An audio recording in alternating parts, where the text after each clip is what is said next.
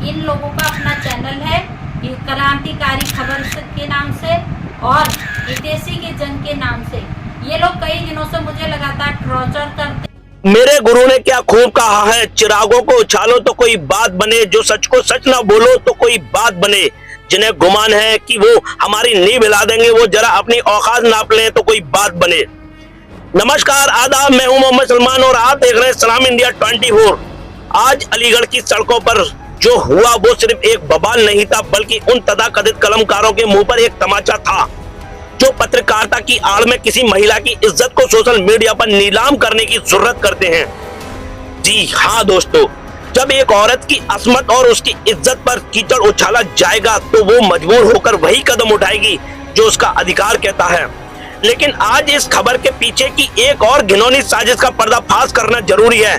कुछ तथाकथित यूट्यूबर और स्वार्थी लोग कलम की ताकत पत्रकार महासंगठन पर यह आरोप लगा रहे हैं कि यह संगठन आमदनी का स्रोत है।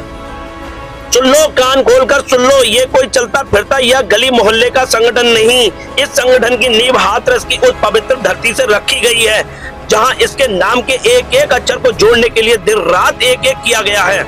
तुम जैसे चंदाखोरों और साजिशकर्ताओं को इस संगठन का राज क्या पता। यह संगठन आज एक जीता जागता ब्रांड है। यह वो नाम है जिसने न जाने कितने मजबूरों के घरों में खुशियों के दिए जलाए हैं और कितने घरों को उजड़ने से बचाया है।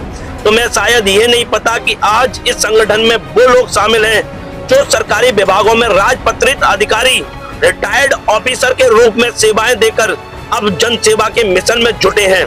जिस संगठन के साथ अनुभव और ईमानदारी का इतना बड़ा काबिला हो, तुम अपनी ओछी साजिशों से बदनाम नहीं कर सकते। तुम्हारी हस्तियां मिट जाएंगी इस ब्रांड को मिटाने में। यह चंदा वसूली का अड्डा नहीं, बल्कि उन लोगों का किला है जो हक के लिए लड़ना जानते हैं। और जो महिला के पक्ष की बात है तो याद रखना, जो कलम किसी की माँ बेटी की इज्जत का सौदा करेगी उसे तोड़ना हमारा संगठन अच्छी तरह जानता है। प्रशासन को भी हम आगाह करते हैं कि मामले की जड़ तक जहां पहुंचे, देखें कि कैसे डिजिटल प्लेटफॉर्म का इस्तेमाल करके एक महिला को मानसिक तौर पर प्रताड़ित किया गया है, जिसकी परिणति उस गुस्से के रूप में सामने आई। न्याय होगा और डंके की चोट पर न्याय होगा, क्योंकि हम सलाम इंडिया 24 हैं। हम ना झुकते हैं ना बिकते हैं। हवाओं के भरोसे मत उड़, चट्टाने तूफानों का रुख मोड़ देती हैं। अपने पैरों पर भरोसा रख, हवाओं के भरोसे तो पतंगे उड़ा करती हैं। कैमरामैन के साथ मैं मोहम्मद सलमान, सलाम इंडिया 24 के लिए। जय हिंद, जय भारत।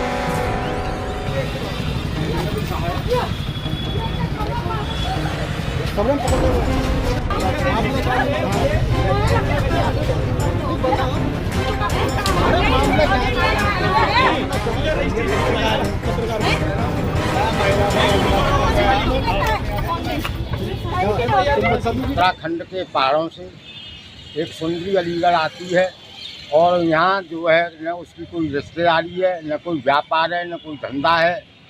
और ये ऐसा उस सुंदरी का पड़ाव है कि जो उसे अपने परिवार और बच्चों के साथ बिताना चाहिए।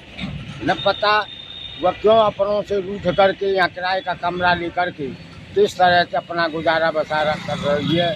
और इसीलिए उसने यहाँ एक राष्ट्रीय अध्यक्ष से मिलकर के एक संगठन बना लिया है, जिसमें पत्रकार बनाने के नाम पर लोगों के साथ कटाई चल रही है, उनकी जेबें काटी जा रही हैं और पता नहीं उनको कब किस तरह से उनको हटा दिया जाए और कब भर्ती कर लिया जाए, ये उनका व्यक्तिगत मसला होता है। इसी के संबंध में मैंने कालचक्र लेके आया हूँ, सुनिएगा। और इस संगठन में जड़ैया, पुतैया, मजदूर, कम बुद्धि वाले, पागल, भीख मांगने वाले तथा गौ तस्कर के जिस्म फरोशी का धंधा करने वाले एवं अवैध धंधे करने वालों के लिए, इसके साथ साथ न जाने राशन डीलर, सबको इन्होंने पत्रकार कलम की ताकत का जो है संगठन का पत्रकार का बनाकर।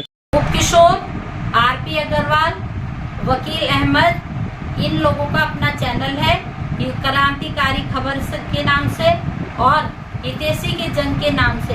ये लोग कई दिनों से मुझे लगातार टॉर्चर करते जा रहे हैं और कई बार इन्होंने मुझसे कहा है कि हमारे साथ शामिल हो जाओ। एसएसपी ऑफिस के बाहर काफी लोग आते हैं, बहुत मोटी मोटी मुर्गियां आती हैं, आपका भी कमाई हो जाएगी और हमारे भी साथ जुड़े रहोगे तो अच्छा रहेगा। आपका भी काम सही चल जाएगा।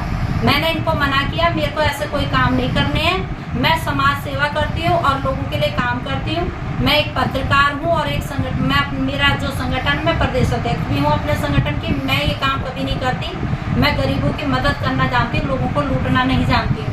मैंने इनको मना किया तो ये मेरे लिए कई बार इन्होंने अभ्यर्थ शब्द, ऐसे गंदे गंदे शब्द इन्होंने मेरे लिए प्रयोग किए और कई बार मेरे नाम से मेरे वीडियो मेरे निकाले इन्होंने और मैं कई बार इनको समझा चुकी, पर ये लोग नहीं मानते। जहाँ भी मिलते हैं मेरे को ये उल्टा टॉर्चर करते रहते हैं। मेरे को कई बातें इन्होंने गलत कही, मैं बर्दाश्त करती रही। अभी कल ही मेरे एक वीडियो इन्होंने फिर से दोबारा इन्होंने मेरा वीडियो निकाला और मेरे नाम से मेरे लिए उसमें कि उत्तराखंड की ये ऐसे करके कई चीज़ें इन्होंने बोला है, जिससे मैं दिमागी तौर पे काफ़ी हूँ। इसी बात को लेके मैं आज सीओ साहब के पास गई थी और सीओ साहब से मैंने अपनी शिकायत करने की अपनी एप्लीकेशन देने गई थी, लेकिन सीओ साहब नहीं मिले। तो मैं उसके बाद सिविल लाइन गई और सिविल लाइन में मैंने अपनी एप्लीकेशन दी वहाँ पे।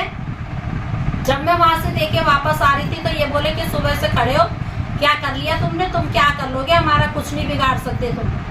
और वकील अहमद जो है वो तो कहता है कि कुछ भी नहीं कर सकते तुम्हारा। मैं तो खैर वकील अहमद इतना वो कहता है कि बोल के जो एसएसपी जादव ने वो मेरे रिश्तेदार हैं, वो मैं सबको देख लूँगा। हमें बार बार टॉर्चर करता है, ये मुझे टॉर्चर करता है बार बार, पता नहीं किस बात पे ये मुझे टारगेट पे लगातार लेता जा रहा है। और मेरी एसएसपी साहब से, कप्तान साहब से, एसएसपी सभी से मेरी लगातार रिक्वेस्ट है कि ऐसे लोगों को सजा दी जाए जो हमेशा एसएसपी ऑफिस के बाहर खड़े रहते हैं, ऐसे लोगों को टॉर्चर करते हैं और उनकी वीडियो बनाते हैं और उनसे पैसा वसूल करते हैं। गरीब हो कोई भी हो, हर किसी को ये अपना टारगेट बनाते हैं। और मेरी रिक्वेस्ट है कि इनके खिलाफ कार्रवाई की जाए।